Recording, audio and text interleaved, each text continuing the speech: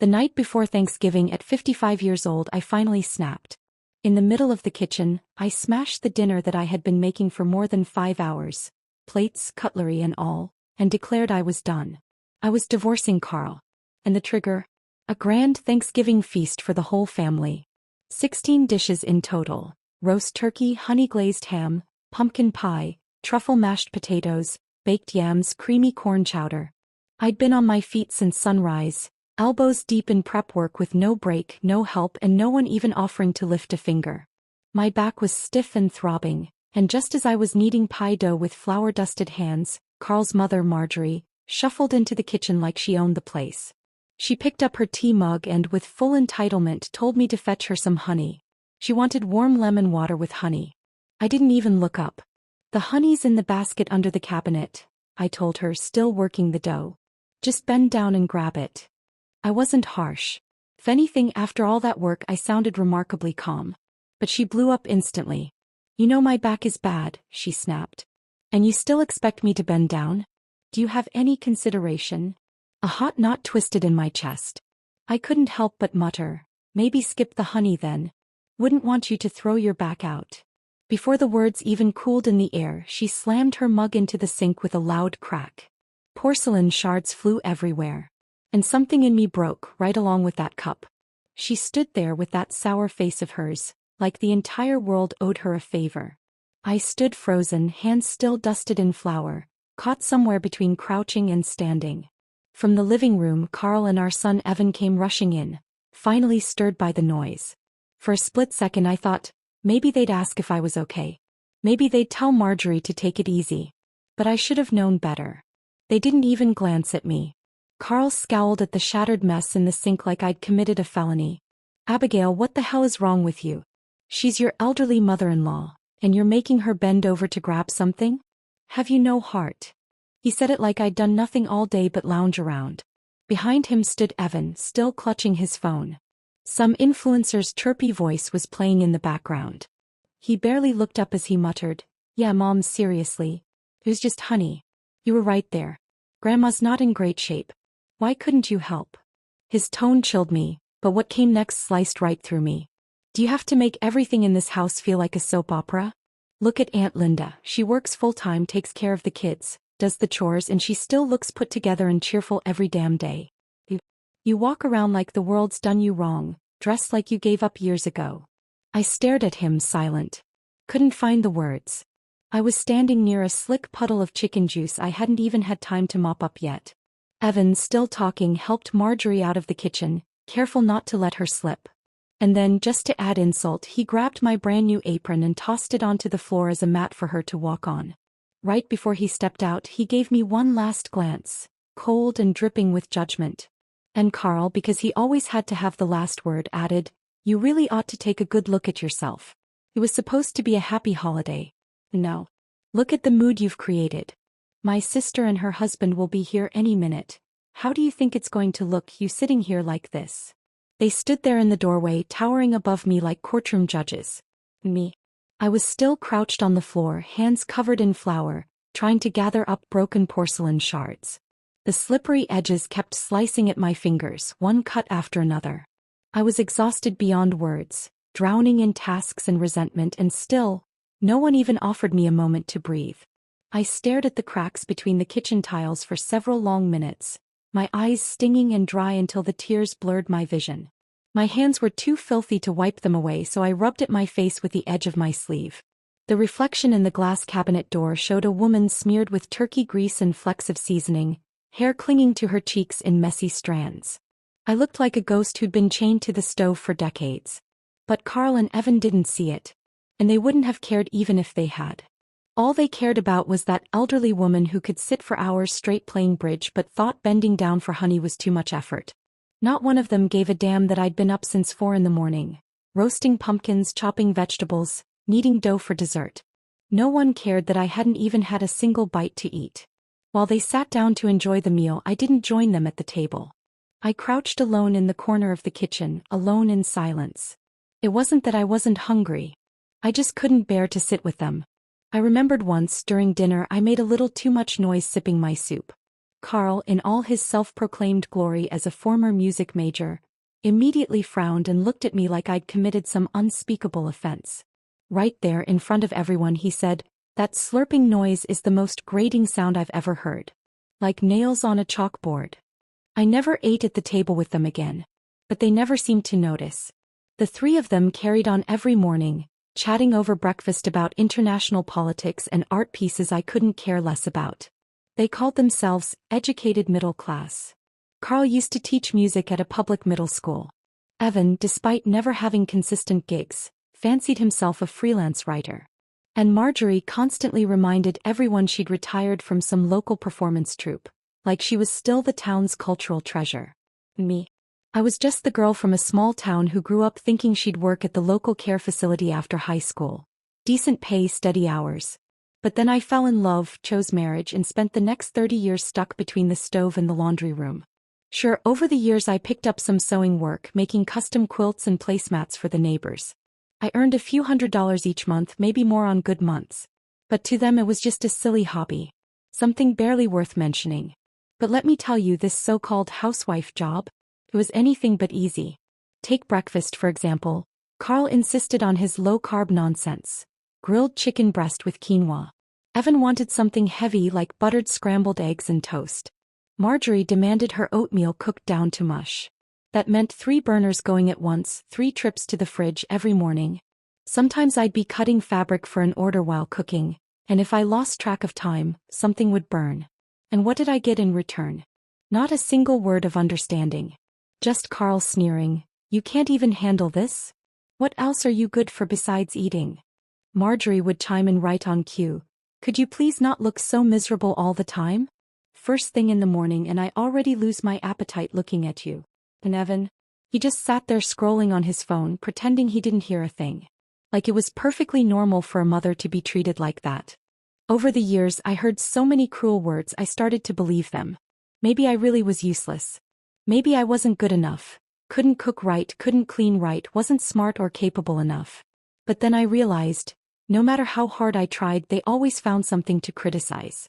The soup was too bland. The meat was too dry. Even the way I mopped the floor wasn't good enough. Again and again they treated me like a servant who could never quite meet their standards. And somehow, in all those cycles of scolding and disappointment, I stumbled into the final month of another year. That's when it hit me. I'd been running this household for 30 years. 30 years. I looked down at my hands, dried and rough from decades of detergent and hot water, and one thought kept echoing in my mind: what more do they want from me? By the time they finished eating and set down their forks, I finally came out of that fog. I rushed to clear the plates, thinking I should at least grab a bite to keep myself going. But the big pot of water for the barbecue prep had already started to boil over on the stove. I had no choice. I set the dishes down, turned around, and went right back to cooking. Hours slipped by in a blur, and by the time I looked up again, the kitchen clock was pointing straight at 3 in the afternoon. My stomach twisted like someone had reached in and grabbed it with both fists. Cold sweat trickled down my spine in waves. And yet, the cooking was nowhere near done. Marjorie's 2 daughters were driving in from out of state with their families for a big Thanksgiving reunion. The moment she heard the news, her face lit up like Christmas morning. She didn't waste a second before declaring that we'd need a full 16-course dinner. All chosen by her, of course. Roast turkey, honey-glazed ham, truffle mashed potatoes, pumpkin pie, baked green beans with cheese. The list just kept going. There was no way I could handle all that by myself. A knot formed in my chest and I turned to Carl thinking maybe, just maybe, I could suggest ordering takeout this year. Just lighten the load a little. But the second our eyes met, his face turned dark. In the 30 years we'd been married, he hadn't taught me much, but one thing I'd mastered was reading his moods. That grim, thunderous looks at everything. I didn't need him to speak. He wouldn't allow it. So I bit my tongue and nodded. Agreed to do it all. But I'm not made of steel. Pulling off a full holiday feast single-handedly is a nightmare. Just prepping the turkey and the giant slab of ham had my back screaming. And there were still a dozen more dishes to go. Time was slipping through my fingers. The kitchen was hot enough to make my scalp prickle, my heart racing like a trapped animal. And Marjorie? Not only did she not lift a finger, she made everything worse. Ask her to grab the honey herself and she'd throw a tantrum and shatter a mug. Carl and Evan were no better. They didn't help. They didn't calm her down. Instead, they turned on me as if I were the problem. Right then, something inside me clicked. It didn't matter if I served this family for 30 years or 50. They would never be satisfied. I wasn't family to them. I was just a subpar maid who kept failing to meet expectations. They could sit out in the living room laughing and scrolling through their phones, chatting about Thanksgiving plans, completely detached. Not once did it cross their minds that I was back here sweating, starving, and walking on eggshells, just trying not to mess anything up. And the truth is, I'd had enough. Absolutely enough. In the living room, Marjorie was planted on that old leather couch with Carl and Evan flanking her on either side, coaxing her like she was a fussy toddler. I didn't need to get any closer to hear what they were saying. It was always the same recycled nonsense. Carl started first, voice soft like he didn't want to disturb the peace. "Mom, don't let it get to you. Abigail never had much education. You can't expect her to understand where you're coming from. Half the time she can barely string together a proper sentence." Evan chimed in immediately like he needed to justify himself. "Yeah, Grandma, don't upset yourself. All she knows is how to cook and do laundry. It's not worth stressing over. Aunt Linda's coming soon. If you're still fuming, they're just gonna say you're wrinkling faster from all the tension." Their little performance seemed to work. Marjorie's expression slowly began to ease. But of course she wasn't done. She launched into the same tired refrain she'd been repeating for decades. "You know, I told you back then, Linda would have been a better match. And now look where you are. You just had to marry someone like Abigail. Uncultured, combative. I ask her to help and she throws a fit. Bravo, Carl." Carl opened his mouth to say something else, but I didn't care to hear it. I didn't even bother to look at his face. I already knew what came next, probably a sigh followed by, "Marrying her was the biggest mistake of my life." He'd said it before, and every time I stayed silent he took it as my admission of guilt. I said nothing. I turned back into the kitchen, slammed the processed turkey into a basin, tore off my apron and marched straight to the bedroom. I locked the door behind me. From under the wardrobe I dragged out the 2 battered suitcases I'd had for over a decade. One was already packed. Clothes, winter boots, hand cream, and my old-school flip phone. The last scrap of defiance in a world full of smartphones. At the very bottom was a stash of cash I'd been tucking away for years. A little over $1,400, saved bit by bit from quilt orders. I stared at the clothes I'd packed, dull, lifeless grays and blacks. My mind blanked. I couldn't even remember the last time I bought myself something with color. Then it came back to me. It was years ago, after an incident with Linda. We'd shown up to a neighborhood potluck wearing the same bright purple dress. Mine fit better, no question. But Carl had been furious. He sulked the entire evening, and afterward he snapped at me, "You're in your 40s, for God's sake. Don't you think that color is ridiculous?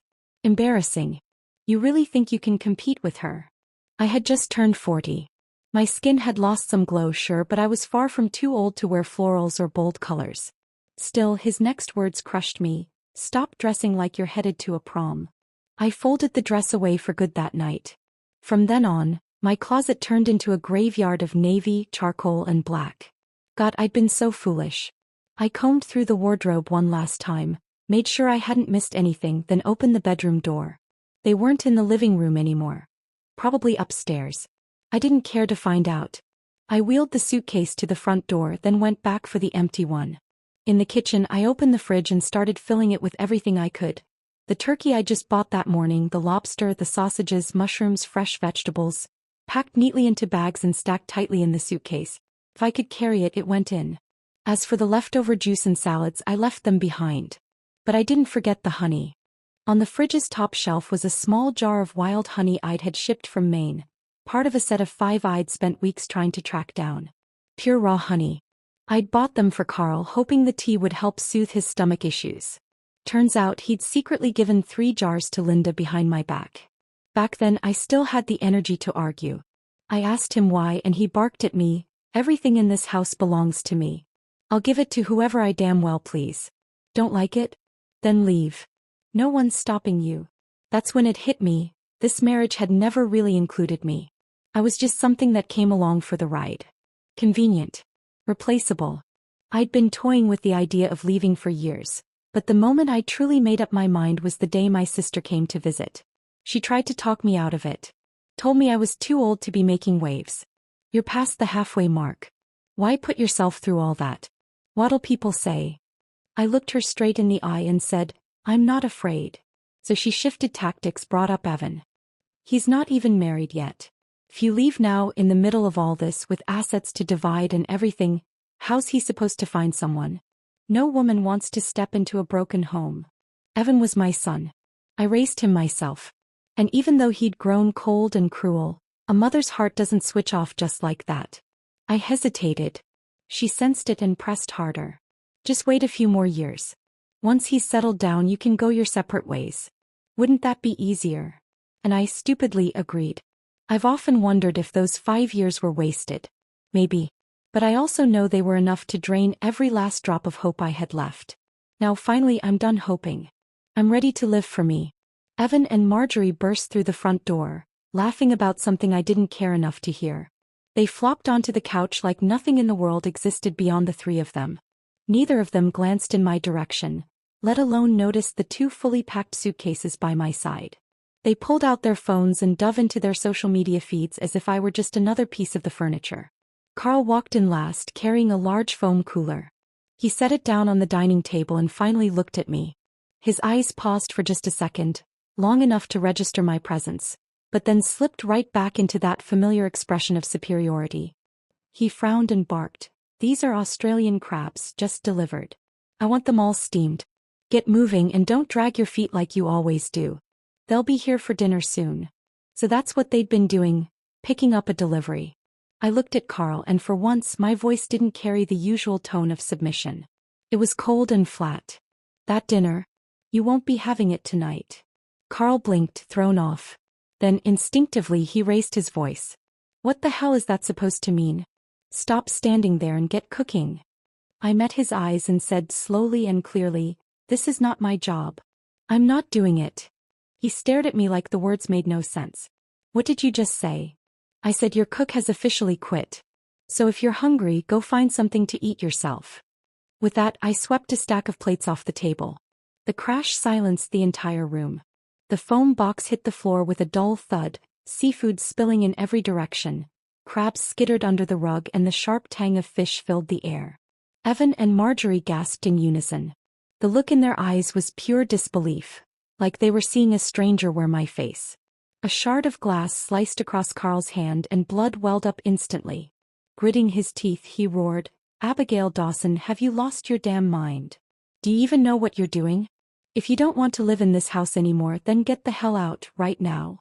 I stared at the twisted rage on his face, my own voice calm, almost icy. You're right. I don't want to live here. Not for one more second. As soon as the government offices open after the holiday, we're filing for divorce. I didn't wait for anyone to respond. I grabbed the handles of my suitcases and headed for the door. Behind me someone shouted. A cup clattered to the floor. I knew then they finally understood. This wasn't a tantrum. This wasn't a performance. This was real. Evan ran after me and yanked one suitcase from my hand. Standing in the doorway, he glared at me. Mom, what the hell is wrong with you? You're really gonna pull this stunt on Thanksgiving? You trying to embarrass us in front of the whole neighborhood? Just go back inside. Stop making a scene. He stood tall in the sunset, the light casting sharp angles across his face. He looked so much like Carl, same jawline, same eyes, same disdain. And for the first time I saw it clearly, I had failed as a mother. I raised this boy. But that old saying, the child favors whoever raises him, had never once applied to us. I couldn't even remember when he started pulling away. Was it the way Carl belittled me in front of him, mocking me for burning dinner? Was it Marjorie's constant refrain that marrying Abigail was the worst decision in this family's history? Or was it the daily chorus of commands, hurry up, stop dawdling? Too many moments to count. Over the years, Evan had absorbed their scorn like it was scripture. He no longer saw me as a person, just the lowest-ranking servant in his childhood home. That quiet contempt had seeped into his bones. I wasn't going back. I wasn't swallowing one more insult. I yanked the suitcase out of his grip, my voice as sharp as a winter wind. You've always thought I was an embarrassment? Well, congratulations. You never have to be embarrassed by me again. I'm gone.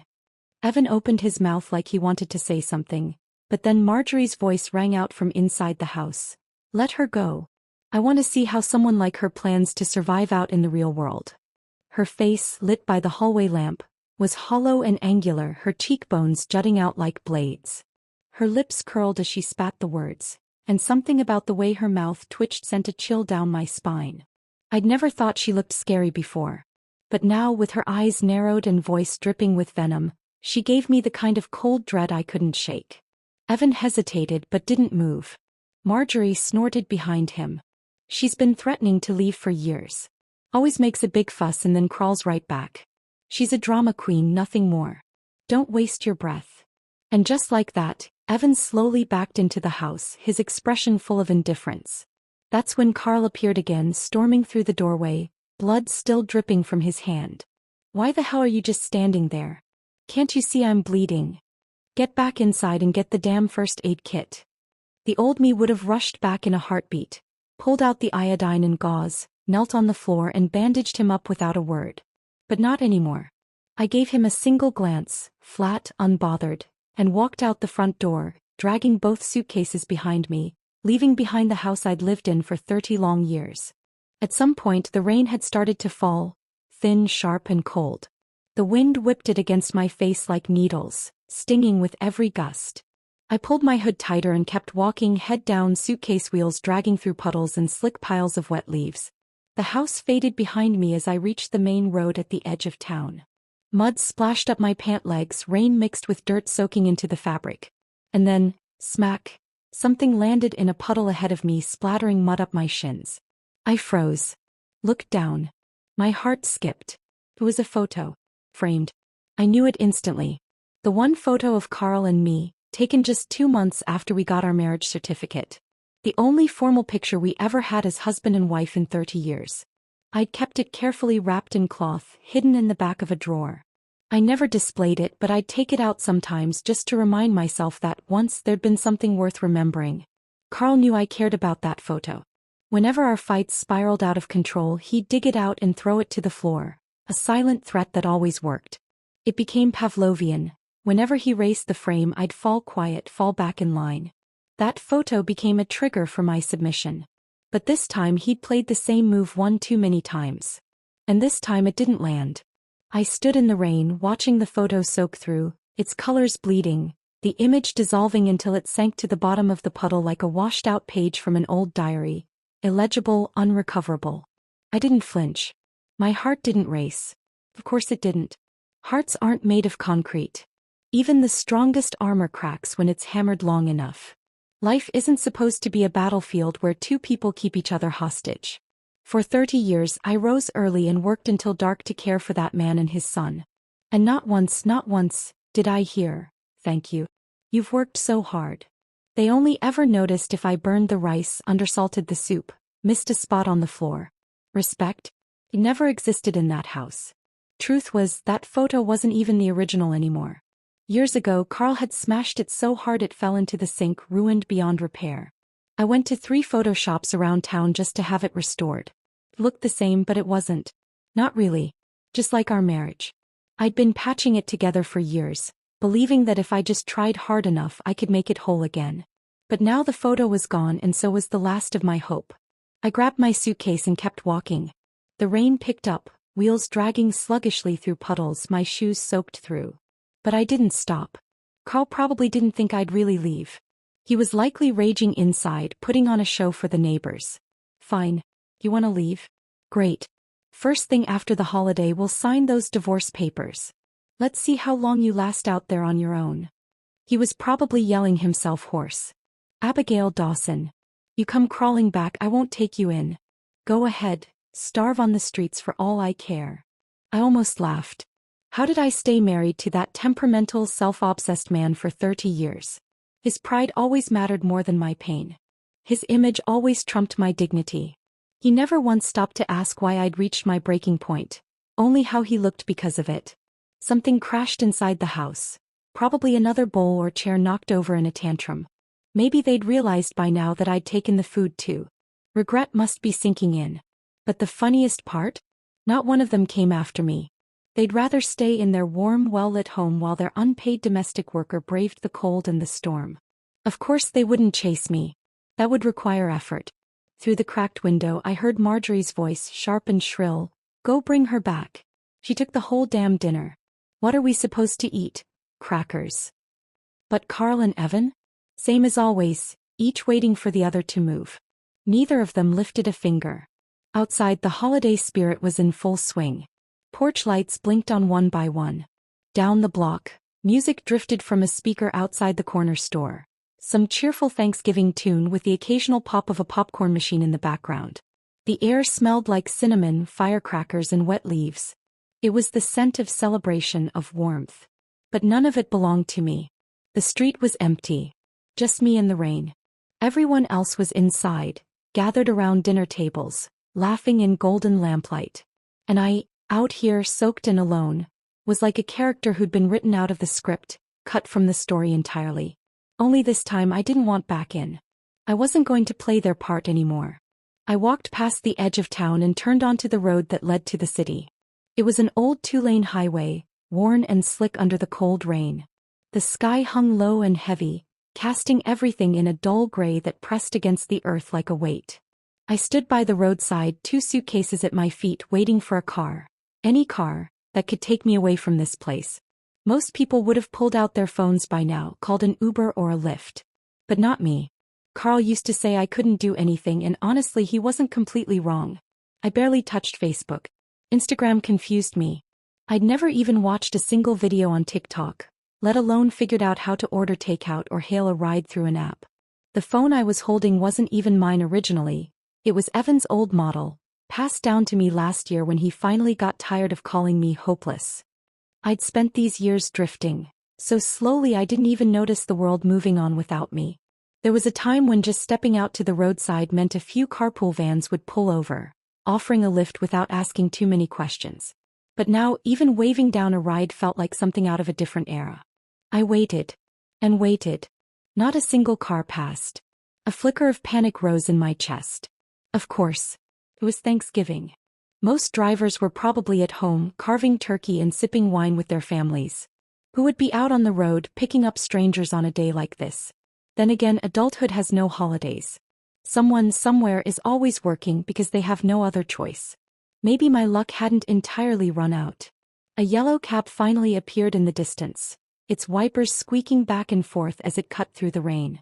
Its headlights glowed softly through the mist, twin orbs of calm that lit the pavement in front of me. My pulse slowed. The panic began to fade beneath the steady rhythm of rain. I exhaled, a hint of relief forming in my chest. Then the cab door opened and all that relief vanished. Out stepped Linda Brooks. Linda had been my classmate in grade school. She was also Carl's college girlfriend. Her mother had forced them apart, claiming Carl was too poor to be worth her daughter's time. Not long after, Linda was introduced to a wealthy building materials tycoon, and married off out of state. But fate hadn't been kind to her either. After giving birth to one daughter, she developed health complications, then got divorced. She raised the child on her own for years. Eventually, life looped her right back to our little town. Her daughter married a local man whose parents passed away young, leaving a baby with no one to care for. Linda moved in to help. Now that her grandson was in preschool, Linda had taken to the city life again. She dressed like a downtown executive, commuting in and out with the confidence of a woman who'd never known struggle. Every morning she'd strut past my house in heels, tapping across the brick-paved sidewalk, calling her rideshare. Every evening she'd return with her handbag swinging and her chin held high. She always glanced my way with that look. That smug, glassy-eyed glance that said, "Look how well I've done for myself." Like she was soaking in the sight of me behind the kitchen window, apron smeared, hair pulled back, watching her bask in daylight. Truth be told, I wasn't jealous of her. In some ways, I even respected her. Raising a child alone takes guts. That kind of resilience doesn't come easy. But what always stuck with me were her words. The kind that sounded refined but hit like a slap. And every now and then she'd put on that faux regretful voice and say things like, "You know, if my mother hadn't interfered back then, you never would have ended up with Carl." The audacity. She and Carl were cut from the same cloth. Every sentence dressed like small talk but laced with blades, always aiming for the softest parts of your heart. I knew exactly what her game was. It wasn't about Carl. It wasn't about me. It was about presence, about reminding me once again that she stood taller, that I was the one still crawling. Well, it really is you, Abigail, she said, stepping in front of me, her voice as sugary sweet as ever, laced with that familiar fake concern. Towing all those suitcases on Thanksgiving. What's the occasion? Moving out. I didn't respond. She chuckled softly like she had a private joke I wouldn't get. Don't tell me it's about those jars of honey Carl dropped off the other day? Oh, Abigail, really, you let that get to you? You're just too sensitive. I mean, you're not like me. You don't have a job. You've got no income. No clue how the real world works. You walk out on Carl. What exactly are you planning to live on? Air. I looked up at her. Her makeup was flawless. She wore a crimson wool coat that cinched perfectly at the waist, a fitted dress underneath, and tall black boots that gleamed despite the weather. Her leather handbag swung neatly from her wrist. She looked like one of those powerful women you see on TV dramas. Every heel click on the cobbled sidewalk echoing like she was too big for this little town. But I knew better. The sharpness in her wasn't pride born of achievement. It was the kind of smugness that came from never letting go of the need to feel superior to me. She stood in the rain, eyes sliding over me like I was some soggy mess scraped off the sidewalk. Her voice was still coated in syrup, artificial and cloying. I stood in my rain-soaked parka, the hood knocked askew by the wind, water dripping steadily from the ends of my hair. But for once I didn't feel cold at all. I looked her in the eye and said, calm as still water, you're right. I'm not like you. She blinked just for a moment, caught off guard. I'm not the type to play dress up for the world and scheme behind closed doors. You spend every ounce of your energy looking like a success, but let's not pretend you got where you are by grit alone. After your divorce, your family caught you when you fell. You flashed a few smiles and someone handed you a job. You walk around this town like you're too good to look anyone in the eye. I stepped closer and glanced down at her polished boots before letting out a soft, dry laugh. I'm not built like that. I stayed home all these years and let life wear me down. But I raised my son. I looked after Carl's mother for 3 decades. From scrubbing dishes to fixing leaky faucets, from midnight fevers to grocery runs in snowstorms. I did it all. I may not know how to work your fancy apps or stage an office selfie with the caption, "So busy today," but I know how to live a real life. One I built with my own hands. She opened her mouth again, probably to deliver another slick remark, but I didn't let her. I don't have your polish or your charm. But I know who I am. I know what I can do. You. I tilted my head. All you know how to do is look down on people and pretend you're living a life no one else can touch. But deep down you're still clinging to an image. That's not strength, it's theater. The fake smile slid off her face, and what replaced it was colder than the wind and rain around us. I didn't care. I turned from her, grabbed my suitcase handles and walked toward the waiting cab. Before I climbed in, I glanced back at her one last time and said quietly, "You think I won't survive without Carl. But the truth is, this is the first time I've ever really started to live, and it feels great." The car door closed with a soft, final thud. And just like that, it felt like I'd said goodbye to the woman I used to be. The city streetlights shimmered like stars caught in the rain, dim and golden but steady. I gave the driver an address. He glanced at me through the rearview mirror and asked kindly, "Just moved?" I nodded. I didn't offer anything more. Grace had been my neighbor years ago. She used to tell me, over fences and front steps, that I shouldn't spend my whole life cooped up inside that house. She'd invited me more than once to come work with her, said I deserved better than a life stuck behind a stove. We hadn't kept in close touch, but I knew she was still working at a senior care center. She was one of those rare people, gentle and loyal to the core. She lived alone now in a modest 2-bedroom on the edge of the city. Her husband passed away young and both her children had moved out of state for work. That extra room had been empty for years. She'd always said, "If the day ever comes that you need to leave, it's yours. No questions asked." I never thought that day would actually arrive. When she opened the door, she had an apron on and a skillet in hand. She stared at me for 3 seconds, soaking wet, suitcase in one hand, rain dripping from my coat, and then pulled me inside without a word. She handed me a towel and said with a soft laugh, "I knew this day would come. I'm just glad you made it." I smiled even as my nose stung and my eyes burned. That night over dinner we talked. I told her everything, The years I'd spent trapped in that house, how exhausted I was, how lonely. She didn't sigh or look away. She just listened, and when I was done, she reached across the table, gave my hand a gentle squeeze and said, "You should have left a long time ago. But I'm glad you finally did. It's not too late." The next morning, she brought me to the care center where she worked.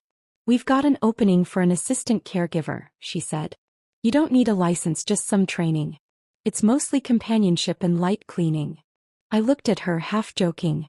"You're not worried I can't even work a smartphone?" He waved me off.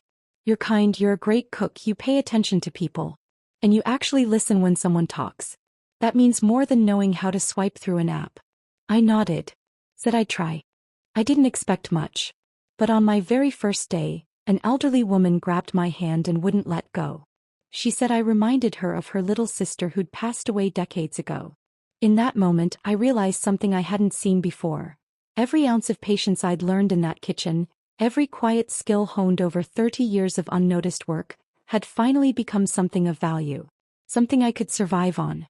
Something that belonged to me.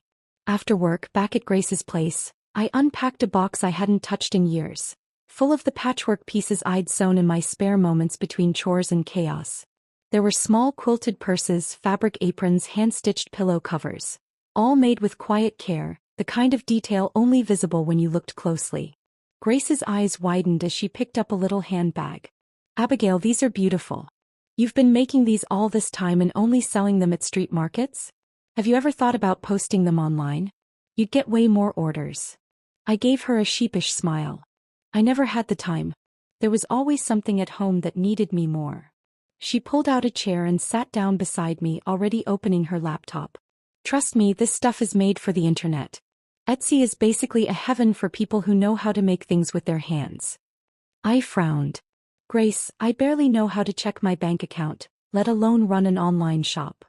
"Then I'll teach you," she said, snapping the laptop shut with a grin. "First we set up your account. Everything else we can figure out step by step." So that's what we did. She showed me how to create a profile, upload photos, write product descriptions and set prices. I fumbled my way through it all, but Grace just laughed. "You're picking this up faster than I did back in the day." That night, I sewed 3 little coin purses, snapped a few photos and listed them online. The next morning when I woke up, there was a notification from Etsy. My first order. My heart leapt. It thudded so hard I could feel it in my fingertips, faster than the first time I ever held Evan in my arms. I stared at the screen, blinking through tears. My phone trembled in my hands. Grace's voice floated in from the kitchen. "Breakfast's ready." I sniffled, wiped my eyes quickly and called back, "Coming." That meal tasted better than anything I'd eaten in years. That night, tucked into the small guest room at Grace's, I opened her old notebook and wrote my very first entry. "I don't know what the future looks like. But I know one thing, starting today this life finally belongs to me." I closed the notebook and looked out the window. The city lights flickered in the distance, and for the first time in decades I felt solid. Steady. Home. On the 3rd day after I left, I got the first call from Carl's family. It was his sister, Carla, her voice strained with awkward politeness. "Hey Abigail, how've you been lately? Things at home have been, well, a little chaotic since you left. Thanksgiving dinner was, kind of a mess." I let out a quiet chuckle. "Oh. You mean the one where no one wiped the table, the turkey was burnt, the kids were rolling on the floor, and the elderly were groaning about their backs." She paused for a few seconds. "So, you're really not coming back?" "No," I said gently but firmly. "I'm really not. And if you don't mind, tell your brother it's time he learned how to take care of himself." I hung up, not with triumph but with a strange, quiet release. As if, for the first time, I fully understood. This family couldn't even make it through a holiday meal without me. Later, Grace brought home the full scoop, collected in bits and pieces from town gossip. Apparently, Carl's house on Thanksgiving had been an unmitigated disaster. Marjorie spent the afternoon grumbling in the living room, complaining that the unwiped floors made her feet slip and the lack of food aromas ruined her appetite. Carl tried to calm her down, only to walk into the kitchen and find a single scorched pot of chestnut pumpkin soup still bubbling on the stove. Evan stood in front of it, completely bewildered. "Didn't you say you just add water and heat it up?" Carl snapped. "How would you know what's what?" That was the leftover stock Abigail made last week. You just dumped water in it. Well, she never let me do anything in the kitchen, Evan shot back. Marjorie heard the argument and banged her hand against the arm of the chair. What did I tell you? That woman does not deserve it. Relatives started trickling in just then and the whole house froze in tension. No food on the table. Smoke in the kitchen. An elderly woman yelling in the living room while father and son bickered like toddlers. Carla, standing awkwardly at the door, gave a half-hearted smile. Did we come at a bad time? Right on cue, Linda walked in, all poise and timing, carrying 2 boxes of pastries, just for Carl to try. She took in the disaster scene with wide, delighted eyes, but didn't say a word. Carl was slumped on the couch, face stormy and silent. Linda sat beside him, her voice suddenly soft. Don't take it too hard. Life goes on, with or without people. If you really need a hand, I'm in town for a while. I can help you get through this stretch. By help, of course she meant she moved in. Grace told me the whole story after work, peeling off her scarf and kicking off her shoes like she couldn't wait to deliver the gossip. You want to guess what Linda's been up to since moving in? She's not cleaning, that's for sure. First thing she did was take Marjorie to her friend's spa for a facial. Then she replaced all the honey you left in the fridge, swapped it out like it never existed. I laughed quietly, still stitching the edges of a fabric pillow. Linda's never been the type to take a loss quietly. Grace smirked. And she's been real chatty too. The girls at lunch said she's been going around saying you're ungrateful, too emotional, and too old to be throwing tantrums. It's all digs, just disguised in that sweet voice of hers. I looked up at Grace and said, calm and clear, then maybe she should try a shift at the care center. See what it's like for an emotional aging woman to earn her own paycheck. Grace burst out laughing. That night, I sat at Grace's desk, the glow of the laptop casting a pale light across the room. On the screen were 4 bold words: Legal Aid Services. My fingers hovered over the mouse, tracing tiny, nervous circles as I stared at the application form. I began typing: name, contact, length of marriage, household circumstances. I reached the final question. My mouse hovered above the submit button. Then my phone lit up beside me. A message from Evan. Mom, how long are you planning to drag this out? I stared at the words, felt the familiar sting in my chest. I didn't reply. Instead, I turned back to the screen and clicked submit. Kelsey, the attorney assigned to my case, was in her early 30s, sharp-eyed, fast-talking, and laser-focused. She listened as I told her everything. The unpaid decades, the care work, the meals, the silence, the sacrifice. When I was done, she said, 30 years of unpaid labor, elder care, and full-time child rearing. That absolutely qualifies as grounds for spousal support and an equitable division of assets. We can file for property division and negotiate for a share of continued living expenses. I nodded slowly. It's not about the money. I just need closure. A way to make it real. For myself. Kelsey smiled gently. That's what we're here for. Not revenge, fairness. 3 days after the divorce petition was filed, Carl called. His voice was low, tightly wound with anger. Abigail, you really want to go down this road? You want to blow the whole thing up? My voice stayed calm. You blew it up a long time ago. I just stopped pretending it was whole. He scoffed, bitter and loud. What kind of woman does this to her own family? After everything I've done for you. I looked out the window. The morning sun was creeping up behind the buildings, golden and slow. You didn't do anything to me, Carl. That's the point. You just stopped seeing me a long time ago. He didn't know what to say to that. I could hear him breathing hard through the phone, then the line went dead. Evan showed up a week later. He stood outside the senior care center where I worked, wearing a rumpled hoodie and that nervous half-smile he always put on when he didn't know what to say. Hey, I'm not here to fight. I just wanted to see you. I brought him inside, sat him down in the break room, poured him a glass of warm water. He looked around, eyes landing on the colorful quilted wall hangings, the bright patchwork pillows on the sofa. You made all this? I nodded. He blinked. I thought, you only knew how to cook. I smiled faintly. That's what your father always said. That didn't make it true. He didn't argue. Just sat there holding the cup, turning it in his hands.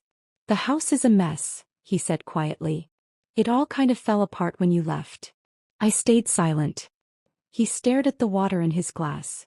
Do you really have to go through with the divorce? I studied his face. The hesitation, the fatigue, the small crack in his certainty. Then I said, your father doesn't know how to run a washing machine. Tell me, do you think someone like that is worth the rest of my life? That hit him like a slap. He dropped his gaze and didn't speak again. I knew in that moment that something in him had shifted. Not because of anything I'd said, but because he'd finally started to live without the woman he'd always taken for granted.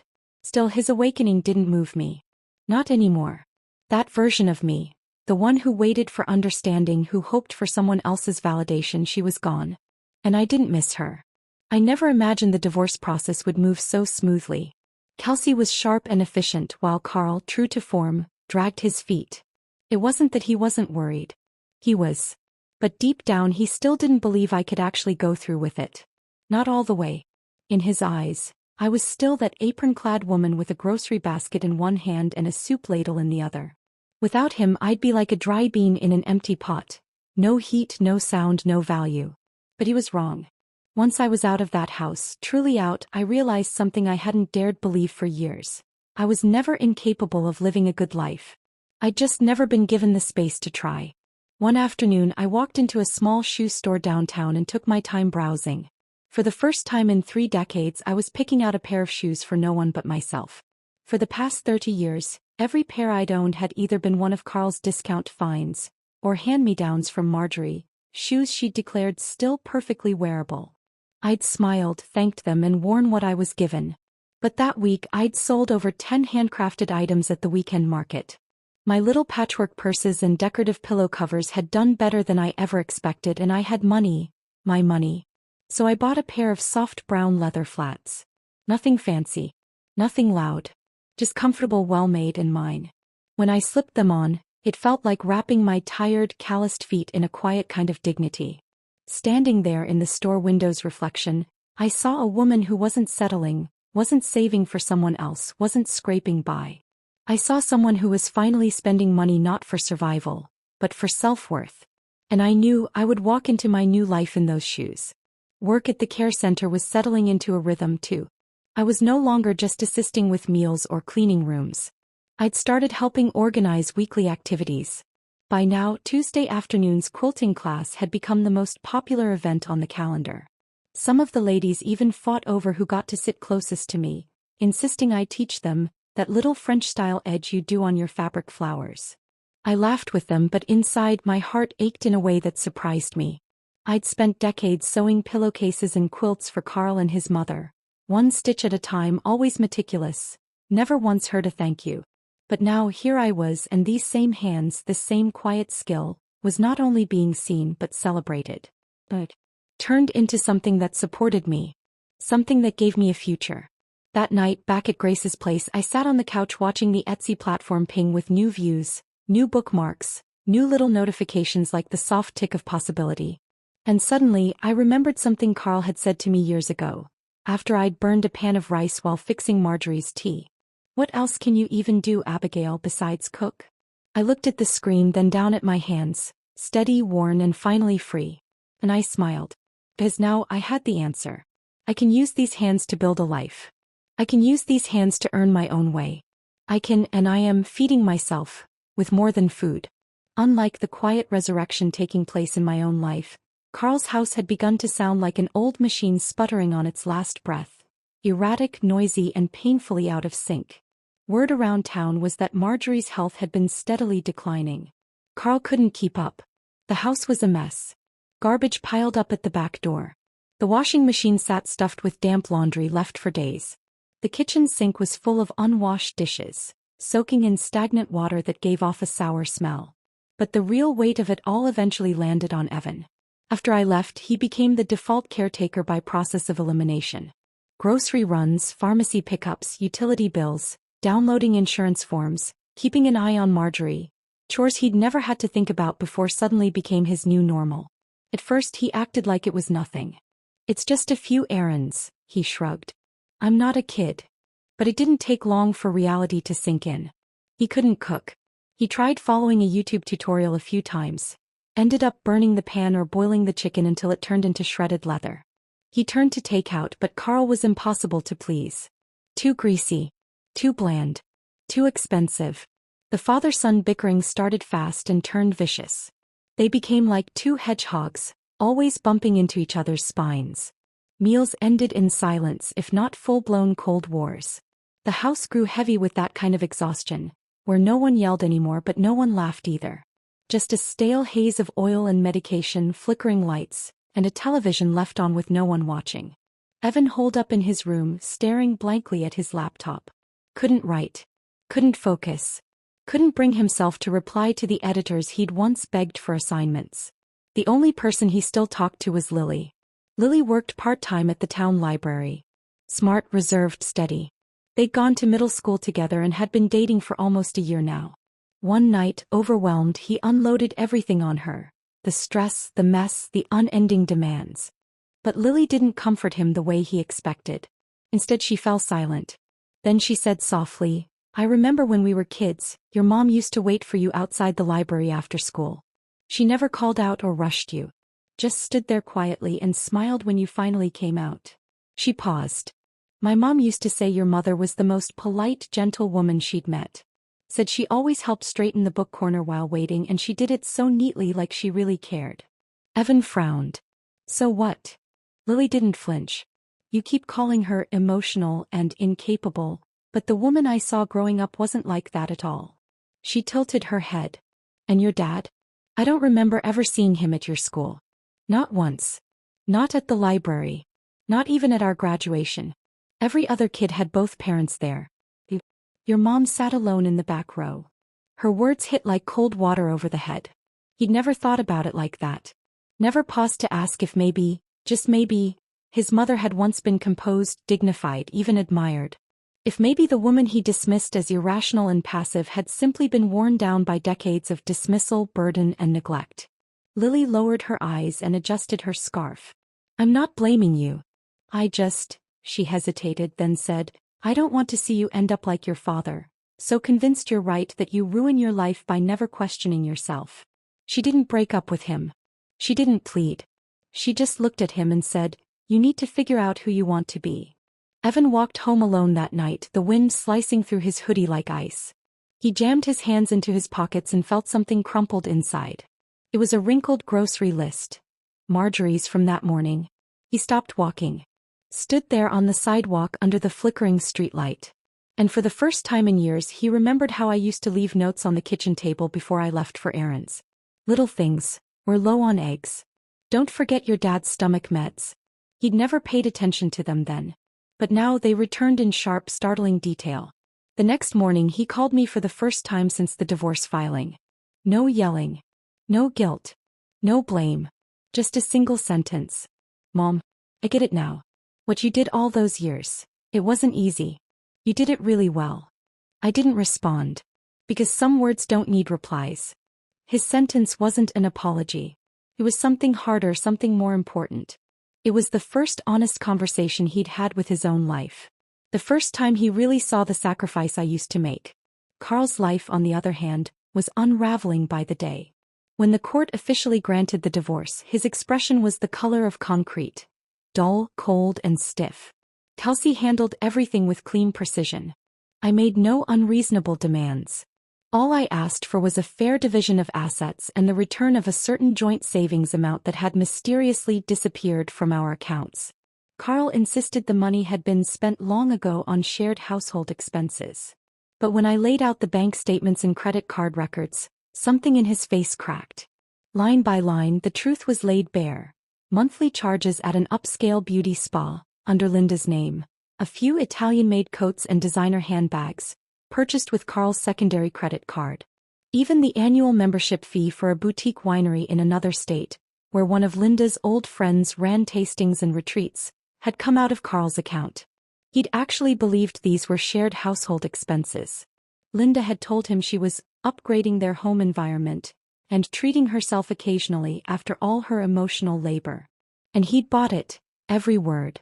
But right after the court proceedings ended, Linda announced she had some matters to take care of out of state. She packed swiftly, left no note, not even a stray hair in the bathroom. Her exit was so seamless it was clear she'd planned it all along. On her way out, she even took the last jar of wild honey I'd left behind in the fridge. Carl panicked. Called her in a fury. "What the hell was I to you?" Linda chuckled, smooth as silk. "You didn't seem to mind when the card went through, Carl. You called it generous. You said it was voluntary, remember?" "You owe me," he shouted. She laughed again, lighter this time. "Then consider it tuition. Lesson learned." She hung up. And just like that she was gone, like she'd never existed. That was when it hit him. In Linda's world he had only ever been a layover. A stop between comfort and opportunity. He thought losing me meant freedom. Options. But what he found instead was someone sharper than him. Someone who knew how to clean out a man without even raising her voice. 2 months after the divorce, Carl moved out of the 2-story house we once called home. Marjorie was transferred to a senior care facility on the outskirts of town. Every so often she'd call him from there, complaining that no one came to visit, no one had time to sit and talk. But Carl had no energy to comfort her. He was barely holding himself up, drowning in his own mess. No one left to lean on. No one left to blame. And certainly no one left to clean it up. On my end, life had already settled into something steady, quiet but deeply mine. After the Etsy orders began coming in consistently, I followed Grace's suggestion and applied for a small apartment in the center of town. Just a 5-minute walk from her place. It wasn't big, just 1 bedroom and a living room, but the sunlight poured through the windows in the morning, warm and golden. By the window sat a wooden table I'd salvaged and sanded down myself, now repainted in soft cream tones. It had become my little workstation where I cut fabric, stitched orders, and sometimes just sat with a cup of tea and an open notebook. The curtains were handmade, patchworked together from scraps of old clothes I once thought I'd never wear again. The fridge always held a jar or 2 of my homemade jam, and the couch was dressed in throw pillows I'd sewn in warm amber hues. In the corner sat a small ledger book where I tracked sales, orders, and expenses. It wasn't grand, but it was my kingdom. Grace and I still shared a booth at the weekend craft market. Over time we fell into a rhythm, helping each other with displays, meeting fellow artisans, building a network of regular customers. Some came for the fabric table runners. Others placed custom bridal gift orders, telling me there was a kind of warmth in my work they couldn't find anywhere else. Some evenings I'd sit out on the small balcony with a cup of red tea, feeling the sun dip behind the rooftops. I'd listen to the neighbor's dog barking below, watch the family across the street eat dinner on their patio, their kids chasing each other around the fountain, laughter echoing like soft bells in the air. Simple, peaceful, free. A life I had never dared to imagine could belong to me. Evan started dropping by once in a while too, not with guilt weighing down his steps, but with a quiet respect that had taken root over time. He'd always text ahead now, "Would it be okay to stop by?" And when he came he brought small things. A box of cookies he'd baked himself or an old art book he'd found at the library. He no longer called me Mom like it was a claim. He said it like a title he now honored. Like I was someone whose presence needed to be earned. He'd sit on the edge of the sofa and ask, "Do you think this essay angle works?" Or, "Have you thought about a holiday theme for your shop?" Sometimes even, "I remember you once made a patchwork skirt. Want me to help look for the old fabric samples?" We no longer tried to play roles we'd outgrown. There were no debts to repay, no apologies waiting to be spoken. Just 2 people who had weathered a storm and now, side by side, were learning to walk again, this time with mutual respect. One day as he was leaving he turned back at the door and said, "Mom, you look better than ever. I mean it. I'm really happy for you." I didn't say much. Just smiled, my heart full with the kind of pride that didn't need to be spoken aloud. It was enough to see him growing. I had no plans to fall in love again. No desire to be rescued. I had my craft. My work. A steady income. A friend who'd stood by me when I had nothing. And a son who was slowly, honestly learning how to see me for who I truly was. And that was more than enough.